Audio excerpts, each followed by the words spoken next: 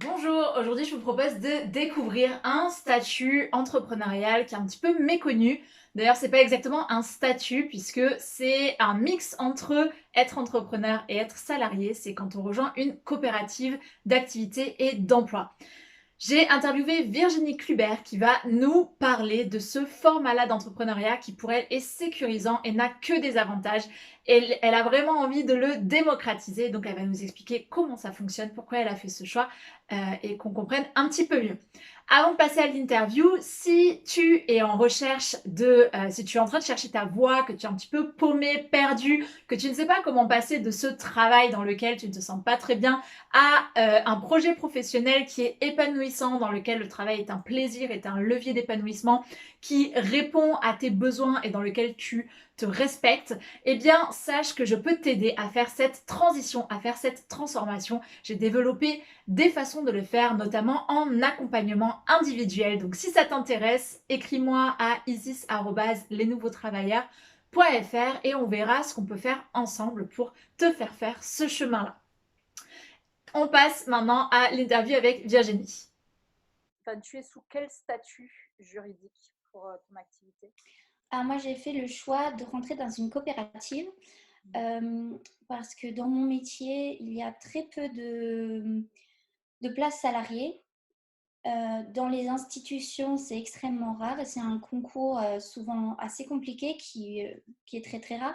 Et de même, les ateliers avant qui étaient très nombreux avec beaucoup d'employés sont quasiment inexistants et la plupart de mes confrères travaillent seuls dans leur atelier comme auto-entrepreneurs la plupart du temps.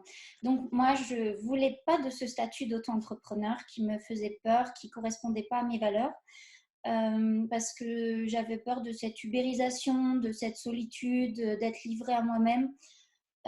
Et par hasard, j'ai connu cette coopérative qui permet en fait d'avoir un statut d'entrepreneur avec la liberté d'action et la responsabilité que ça implique. C'est-à-dire que personne ne va me donner de l'argent si ce n'est pas moi qui le fais rentrer, mais avec toute la sécurité du statut social d'un salarié. Parce que je fais partie effectivement d'une grande entreprise, on est 800 coopérateurs. Et le jour où je gagnerai, pour l'instant ce n'est pas le cas, mais le jour où je gagnerai suffisamment de chiffre d'affaires, je signerai un CDI. Pour l'instant, j'ai un autre type de contrat. Et avec ce CDI, ben, j'aurai le même statut qu'un n'importe quel salarié et j'aurai un salaire aussi lissé sur tous les mois. Voilà. Et ça permet d'avoir ces stabilités en fait financières notamment, mais aussi sociales parce que je cotise pour le chômage, enfin, pour les mêmes choses que le salarié en fait. Comment tu as entendu parler de la coopérative? Est-ce que tu peux me dire comment elle s'appelle et un peu plus précisément comment ça fonctionne en fait, justement ce fameux contrat que tu as avec eux, qu'est-ce que c'est? Oui.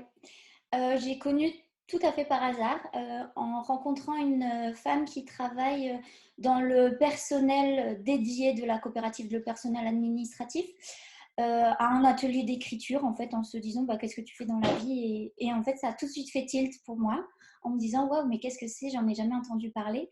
C'est vrai que les coopératives, on les connaît plus, les coopératives agricoles par exemple, des personnes qui mettent ensemble de l'énergie et des moyens pour travailler ensemble et voilà. Donc ça fonctionne comment? Pour pouvoir rentrer, on a un premier entretien collectif où il nous explique le fonctionnement. Si ça nous parle, on a ensuite un entretien individuel pour exposer notre projet. Alors, ma coopérative qui est Copanam, donc Coop comme coopération et Panam comme Paris, c'est pas du tout un entretien d'embauche, il n'y a pas de pression à avoir, il n'y a pas de sélection à l'entrée. Certaines coopératives peuvent effectivement faire une sélection d'entrée pour voir si le projet est viable. La coopérative, c'est ni du portage salarial, ni une couveuse d'entreprise. C'est vraiment une entreprise en elle-même. Et donc, il demande qu'on ait quand même un minimum un projet ébauché et qu'on a envie de tester. Après cet entretien individuel, si nous, on a toujours envie de rentrer et eux, s'ils n'y voient pas d'inconvénient, on signe un premier contrat. Moi, j'ai signé un contrat CAP, donc contrat d'appui au projet d'entreprise. qui me permet d'intégrer la coopérative, de travailler légalement et d'avoir une assurance professionnelle, ce qui est super important. Mais je ne suis pas encore rémunérée. Je peux rentrer du chiffre d'affaires, donc j'ai une enveloppe qui est dédiée à mon activité. Je peux aussi avoir plusieurs activités. Donc pour les slashers, etc., ben, c'est parfait. On peut être clown, pâtissier, par exemple, aucun problème. Toutes les professions sont les bienvenues, sauf celles qui sont régies par un code du travail particulier, par exemple les avocats, les architectes, les médecins, voilà, ce genre de profession. Sinon, c'est effectivement le bienvenu pour tout le monde. Et on a ce contrat est d'une durée de 1 an, renouvelable une fois. Et dans ce laps de temps, on commence déjà par une intégration qui dure sur 5 mois. On passe une journée collective, on rentre toujours à plusieurs, donc on ne se connaît pas à la base, mais on intègre à 8 personnes. Et on est suivi sur 5 mois à raison de au moins une journée entière par mois, durant laquelle on va nous apprendre le b.a.-ba de la gestion, de la compta, de comment gérer son entreprise, affiner son projet, comment trouver, chercher les clients, etc. Dans une méthode qui est plutôt de l'ordre de l'intelligence collective. C'est pas des cours magistraux où on prend des notes, mais c'est plutôt des outils qui nous sont fournis, des réflexions partagées. Donc moi, j'ai trouvé l'approche hyper intéressante. Et on participe aussi également à autant d'ateliers qu'on veut, qui sont organisés sur effectivement le thème de comment faire son réseau, comment passer un coup de téléphone commercial, comment faire un devis, comment faire une facture, etc. Pour avoir des notions, parce qu'on nous demande quand même un minimum. Après, effectivement, on paye aussi, donc il y a une part de notre chiffre d'affaires qui va pour le fonctionnement de la coopérative, qui paye ces personnes-là, parce qu'on a un service juridique, on a un service comptabilité, on a un service de gestion, et on a des accompagnateurs aussi pour de l'accompagnement individuel.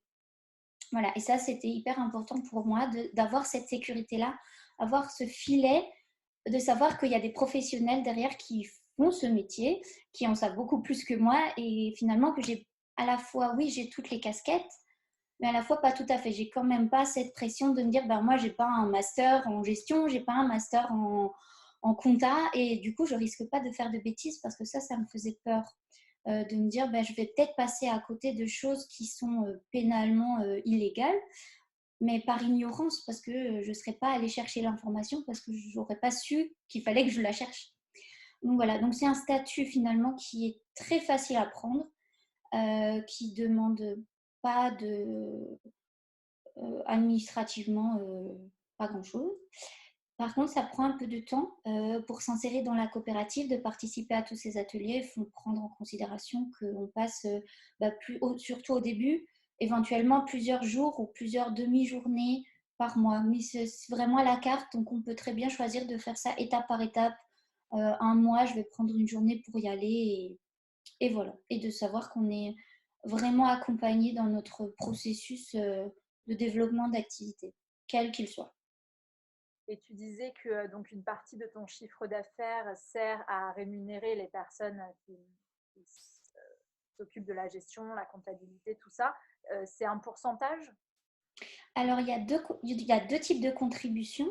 Il y a d'abord la contribution fixe qui concerne tous les coopérateurs, sauf les sociétaires, parce qu'une fois qu'on rentre, qu'on devient salarié, on a la possibilité, dans la première année et demie, de devenir sociétaire de la coopérative, donc d'acheter des parts sociales.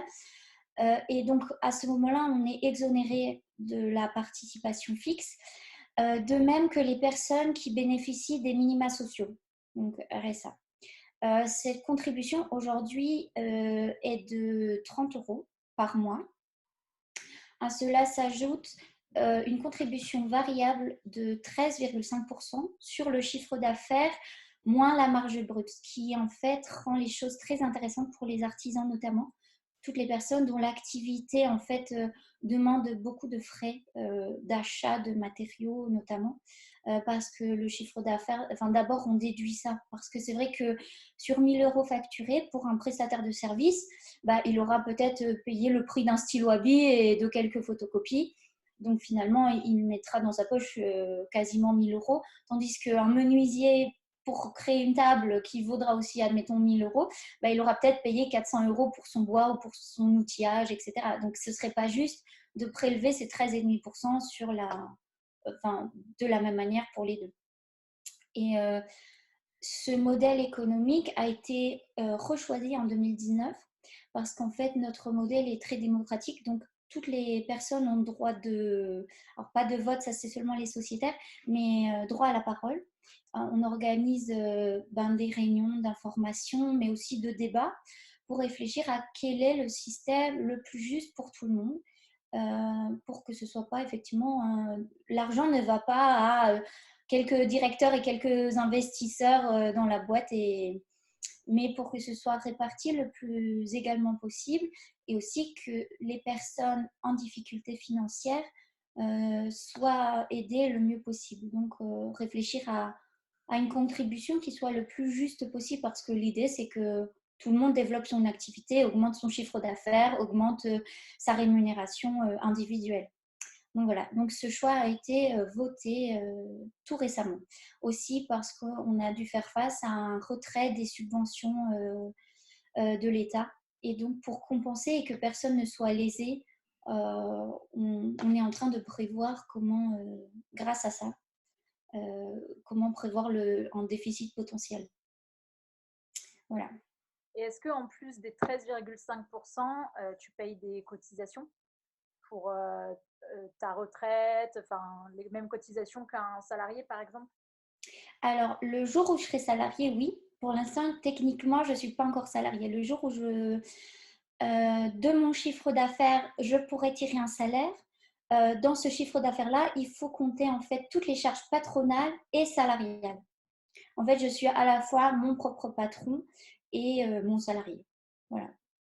Et l'avantage, c'est que je peux partir en vacances, je peux tomber malade, je peux avoir une perte d'activité aussi. C'est pour ça que mon salaire est lissé sur plusieurs mois, donc je peux avoir une visibilité, ça évite les balancements du type ce mois-ci je gagne 700, le mois suivant 1005, puis 900, puis 3000. Non, sur une visibilité, je dois accumuler au moins 3 mois de salaire. Le minimum pour devenir salarié, c'est de pouvoir se payer un mi-temps au SMIC.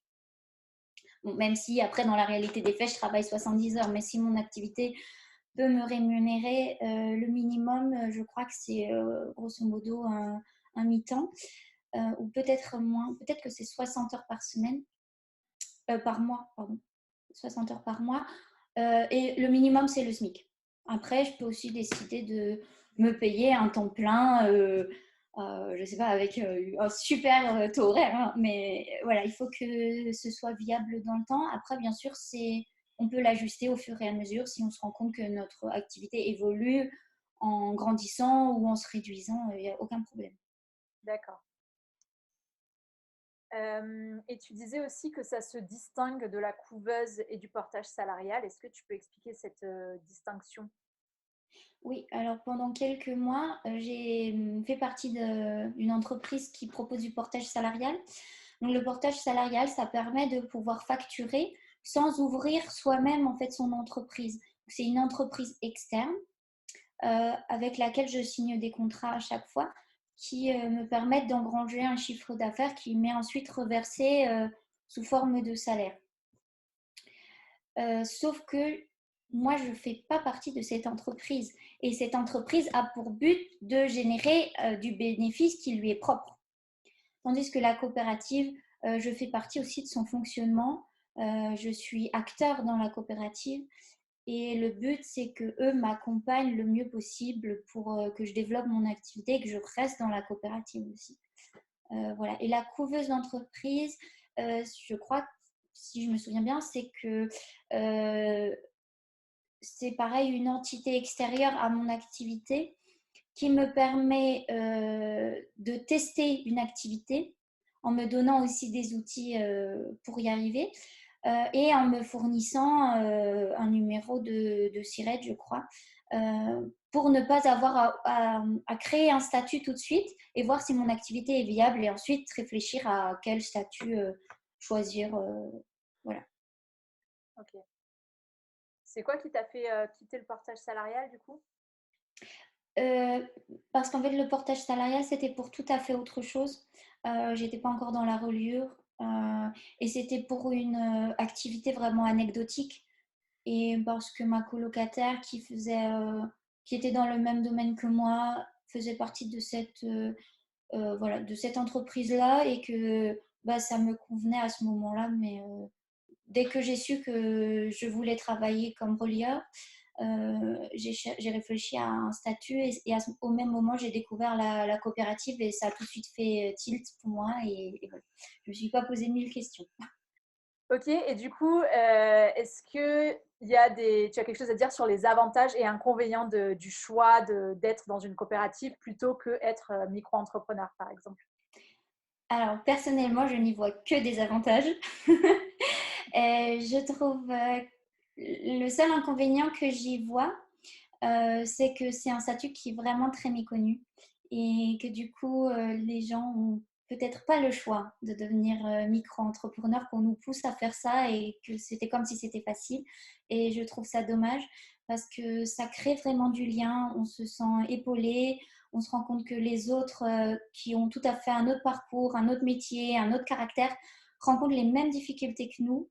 On a aussi des collectifs au sein de la coopérative par métier ou par domaine, ou par exemple, il y a le collectif des artisans et créateurs, ce qui permet de finalement se développer. Et pour moi, le gros avantage, c'est de changer vraiment une dynamique intérieure, de se dire les autres sont ma concurrence et il faut que je joue des coudes pour y arriver, mais de se dire en fait, ensemble, on est plus fort. Euh, et qu'en essayant de créer des choses ensemble, des partenariats, des collaborations, on va générer encore plus de chiffre d'affaires que si on essayait juste de jouer perso.